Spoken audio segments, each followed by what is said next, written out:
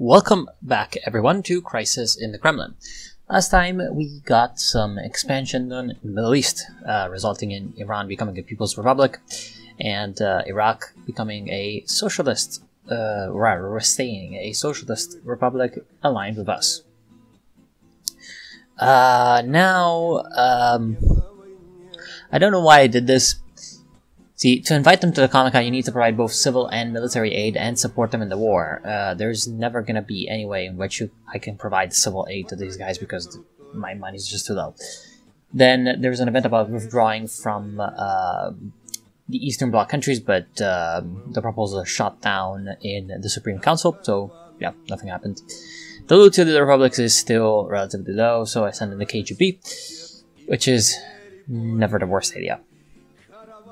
And, yeah, looking back into this, like, all that agriculture spending probably wasn't a very good idea. Because it's not like that was helping out in any way. And the fighting against corruption should have been increased at least a little bit. Now that we don't have the problem of Iran, we're going to decrease the army funding, and unfortunately, as you can see, I still have those problems. Now, significant meeting is a meeting between the GDR, German Democratic Republic, and Federal Republic of Germany leader, and I decide to frighten him to prevent, essentially, the two Germanys from reuniting. Because if you consent, then, yeah, bad things happen. There's still a socialist, reformist, but they have a high degree of liberalization, and what that does, we are going to see very, very soon. Yeah, same with Poland, same with Czechoslovakia.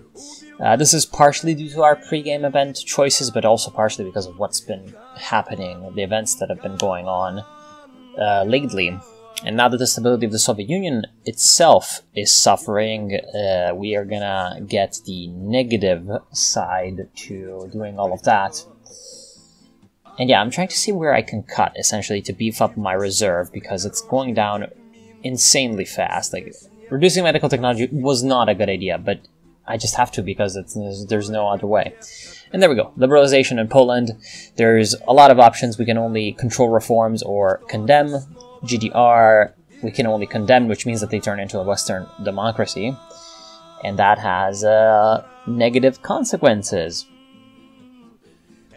Because, yeah, Czechoslovakia, we can only do nothing. Hungary, we could have sent the army to Hungary, because I guess our army had recovered a little bit, but we didn't do it, and we're still hemorrhaging funds, and I think that the majority of the reason why that is happening is because of our corruption. I don't really see any other issues right now in my economy, but the corruption has grown insanely. The right wing are actually really loyal to me, so whatever. Bulgaria liberalization, we can at least control that. And as you can see, the GDR now is not in the Warsaw Pact anymore. You can see it from the icon above the GDR. And we also got Romania. Now, Romania is unique because it's Ceausescu's overthrow. And so, essentially what happens there is the people are overthrowing Ceausescu, the old leader of Romania. And, yeah, essentially you can declare him a traitor and send in your airborne. And what happens after that is the ruler was caught and sentenced to the death penalty for anti-people oppression policy. Our paratroopers in alliance with the Romanian army and the Securitate dispersed the rioters, and a new power loyal to us is established. So essentially what you do is, this is the only, like, Warsaw Pact nation not doing what they were doing, which can result in good for you, because then they become more closely aligned to you. Now we get economical crisis. Our budget is depleting. We simply don't have enough money. It puts us in danger of economic collapse. Now, we have a few options in this. We can't do anything. We don't have money in the reserve, so that's something we can't do. Enforce quick privatization in order to fill the budget, take foreign loan, or sell technologies to the Americans. Now, I decide to enforce quick privatization. This is a fucking terrible idea, apparently, because it's going to make everything corrupt AF. So now we are Titoist. Jesus Christ. We can even switch to mixed market economy, and we have 200 more millions of just instant revenue, but this is not going to be like, you know, every turn. So yeah, it's like good, but... And I invested more into the economy, which is I think a bad idea, because again, the problem is the corruption, it's not the economy. The economy looks pretty decent. Now I'm going to improve my civil technology, which does help, because it does augment essentially everything's efficiency, so it's going to decrease corruption. But apparently I should have put more into computerization, because computerization decreases corruption as, you know, it's easier to see everything. Now, state mechanism was a good investment, because that also decreases corruption, but it might be a little bit too late. Also increase social spending to, you know, reduce weird, stupid shit from happening. And medicine and luxury. Just so that people shut up. And apparently, look at that, the income has dropped so high because we've done too many market reforms too quickly. And that's something that you always need to be wary of. And as you can see, also the industrial power has fallen because of that. So essentially, as we're switching around our economy, we're going to have to essentially be adjusting. But since the reforms were essentially forced through by the situation, shit's bad. Also, Chernobyl. This is literally Chernobyl. It's like Bielajarskaya. I'm not sure if that's a real thing, but it's Chernobyl. So, yeah. And we try to secretly eliminate everything and fucking evacuate everyone. And as you can see, the profit over here is already minus 108 because of the plant incidents. This can be prevented actually by improving the atomic technology, but it was just not an expense that we could bear. So yeah, that was never to be. And Chernobyl happened. Freaking rip. And yeah, I'm just trying to work around the economy, but it's just a bit of a fool's errand when the corruption problem is so high. Next up, an interesting event happens, the last will of Lenin. As your advisor, I'd like to give you an advice. We should rebury the body of the revolution, Vladimir Ilyich Lenin. Maybe you don't know that according to his will, Lenin asked me bury him at the Voikovskoye graveyard together with his mother, but it wasn't done.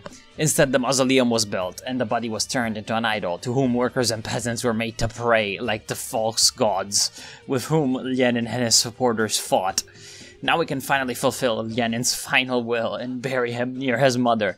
We should finally this heresy with the body and to make a museum and cultural attraction from the mausoleum. What do you think? So this is basically like, because we're going down a reformist path, we get this option. Yeah.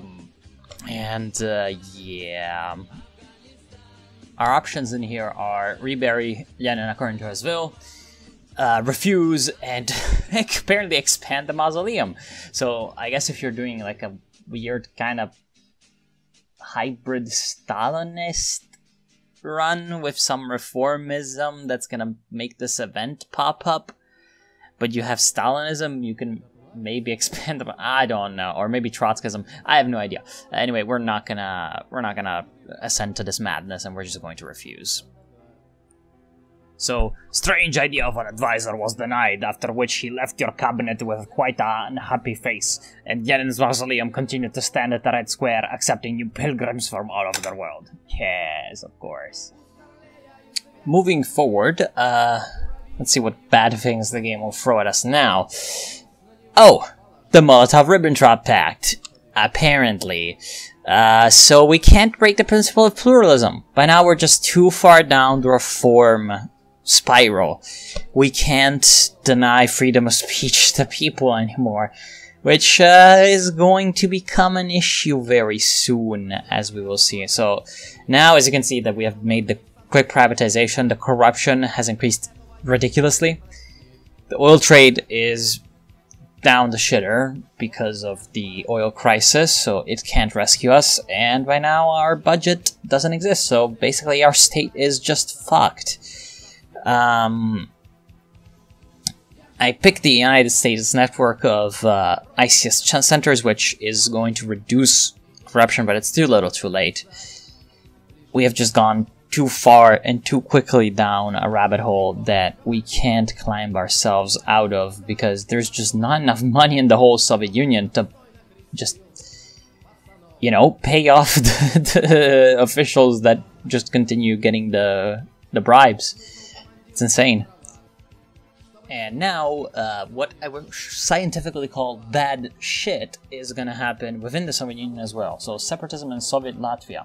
Unhappy local folk entered the streets with huge banners and began building the barricades, while also breaking into administrative buildings. They demand independence. So we have four options: officially condemn separatism, falsificate independence referendum, which is expensive, send in the army, but the army won't support us, or give more rights to the Union republics. Officially condemn separatism just lets them go. Just lets them leave the Soviet Union. Like, you're officially condemning it, but you're not taking actually any action to stop it, so they're just free to do whatever. We don't want that. We can't falsificate the independence referendum because we don't have money, so the only option we have left is give more rights to the Union Republic. So there's a downside to that, as we will see. So that's not gonna go too well. Now, what's gonna happen next? The conservatives try to isolate us, and we're gonna send in the army. The special services can't help us, which is sad. I could also try to seek help from the loyal population, but I don't fucking trust the loyal population because I don't think that they're very loyal. So there we go. The army storms the government building and they're fucked.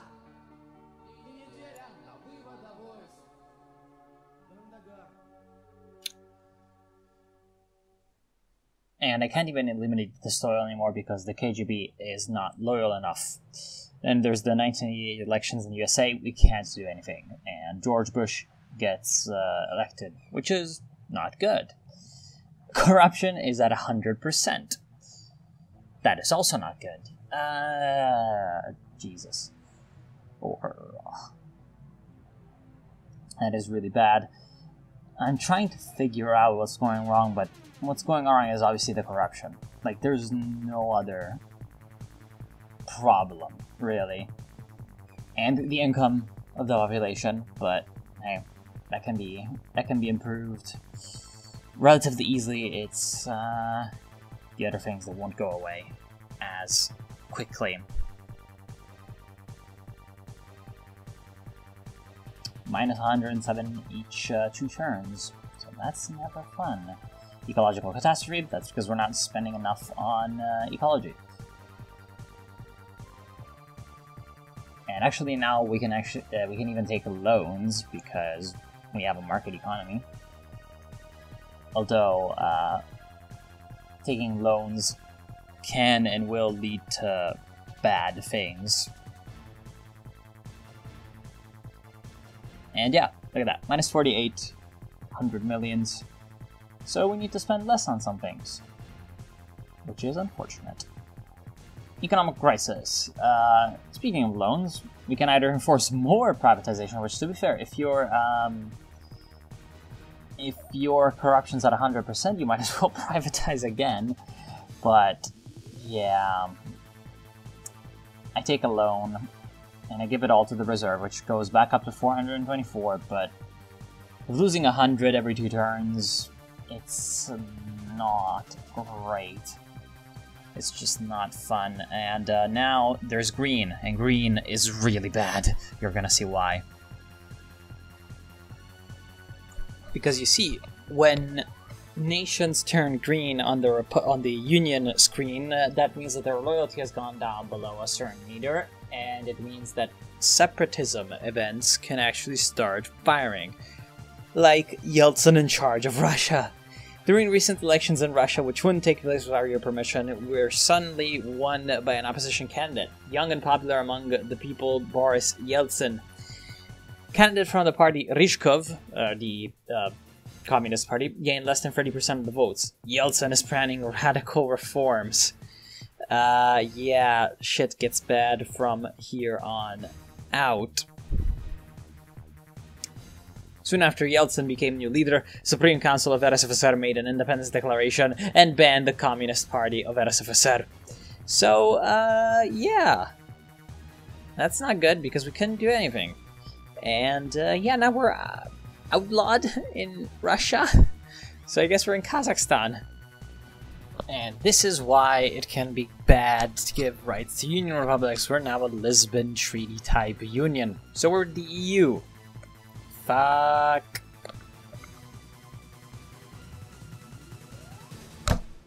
We're still losing big rubles, which is like fuck. And now we get democratic movements. So either begin partial democratization, call an army against rebels, or call for help. We are going to send in the army because I don't trust the people to be loyal enough to support me. Still have this problem of, you know, complete instability, wrecking everything. And keep in mind the union could be dissolved at any moment by people like Yeltsin, so yeah, not fun.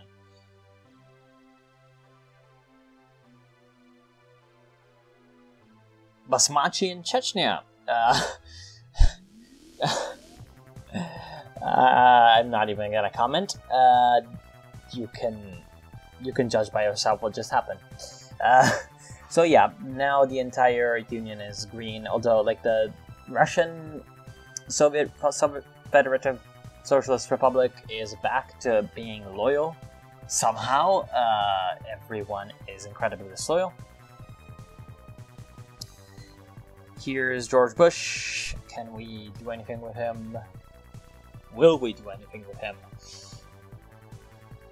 Yeah, unfortunately, since, well... Huh. Why? Reformers are the majority in the Supreme Council. Why can we not do... Probably we're... whatever. And, yeah. So apparently what we need there is reformists to be the majority, and apparently they aren't. Yeah, look at that, minus 121 per... Oh, okay. Oh, okay. I actually didn't realize this was going on. The liberals... apparently the liberals got legalized at some point, and they're taking over. So, yeah. The days of the Soviet Union might be numbered, because the liberals are basically, like... Someone described them to me as basically... Oh, also we gave China access to our market, because why not? Basically, someone described me, the liberal faction, as the stereotype of everything bad capitalist in the USSR. So, they're sort of a weird mix of nationalist, fascist, capitalist, everything. They just like profit. And separatism in Soviet Lithuania, we can't do anything. So, if you can...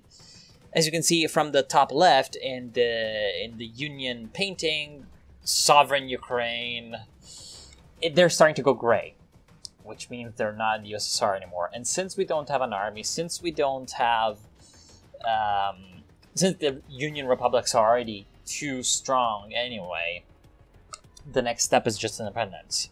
Like, normally we could raise their rights, but we have already raised their rights so much that they're already, you know, yeah.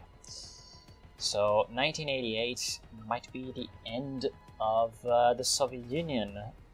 The Black Sea question, we got the Crimea, because Ukraine became independent. And we can demand the return of the fleet, demand the return of Crimea, share the fleet and build up base in Crimea, demand both fleet and Crimea. Ukraine has nothing left to recognize our fleet and the Crimea, so at least we still keep Crimea in Russia. Thus preventing, well, we all know what. And now they're Western democracy, pro-American. We can remove the nationalists and make them pro-Soviet again, and then set a military base on it, but only if, you know, we're strong enough. Like, I'm not sure if these people can be brought literally back into the Soviet Union, but yeah, you can get them back. Like, so if somehow you maintain, like, your hold on Russia, because the game you lose the game when you are personally overthrown. So if you can somehow stay in control, survive, and somehow get back, you can take back all the republics in time. But, you know, right now the situation is getting to be pretty bad because, you know, separatism in Kazakhstan, Azerbaijan, Armenia. Now, it's just literally every republic breaking free 1 week at a time, essentially. And everyone's mega disloyal because shit's going down the drain. Separatism in Soviet Georgia. Democratic movements in Russia. So, either begin democratization or send in the army. We're going to send in the army and barely restore stability. Separatism in Moldavia. True Moldavia! So, this is Transnistria, which is a real thing, and we're going to send the army back to Moldavia. So at least we keep fucking Moldavia in the USSR. Now, this was a real thing, like, not, you know, the Russians taking over all of Moldavia, but a little tiny part of Moldavia is a kind of weird, unrecognized country that at the beginning was loyal to the old USSR and still has a Russian army base in there. It's just this tiny strip of land and parade of sovereignty. After the main countries of the USSR left it, no common borders. Wait, what is that English? After the main countries of USSR had left it and no common borders left between the center and other republics, you were retired. Economic crisis and the growth of nationalism began in the country. Soon, other countries adopted the Declaration of Sovereignty and left the USSR. So, yeah, this was a very, very inglorious end to our union and to this playthrough. But do not worry, Crisis in the Kremlin will come back, and other Kremlin games also will come back. Now, I'm not 100% as to when and in which order. Like, in fact, I might even get it up to like a somewhat weird vote. Like, do you want me to play the other Kremlin games first, or do you want me to upload another run of Crisis in the Kremlin that I have almost completed as of the recording? But I haven't obviously uploaded any of it yet. But it is a sort of weird cooperative kind of run, like it's a co-host. That there's a person with me that knows how to play the game and is telling me when I'm making really retarded mistakes. And let's just say that it's very interesting so far, so I will definitely upload it. It will not be a very, very heavily edited run, just like this one. So you will have to you know, bear with longer episodes and more, you know, reflective periods, waiting time. But since the guy actually knows how the game mechanics work, and we're using like guides and shit, you're actually gonna learn things from that, and then play your own games of Crisis, because the game can be prohibitive at times. And I've also bought Ostalgie, which is the second game of the Crisis Kremlin games sort of series, and I plan to buy Mao's Legacy as well, and you know, get a couple of runs in each of them just to see how they work, and then record them and upload them, because I was positively surprised by the reception that these games had on my channel. All the videos did pretty well. And so I will definitely play the other ones, and I will upload at least one more run of Crisis in the Kremlin, and then we'll see where to take it from there. Probably play some more like of these political simulator type games, because it seems like you like them. So yeah, and I like them as well. So yeah, why not? Anyways, I don't think there's anything else to say. So I do want to thank you all for joining me on this wild ride to defeat. I hope that you've enjoyed Crisis in the Kremlin, and I hope that you will continue to enjoy other stuff. So, yeah, thank you all for watching. Hope you enjoyed. I'll see you soon, and stay perestroika, comrades.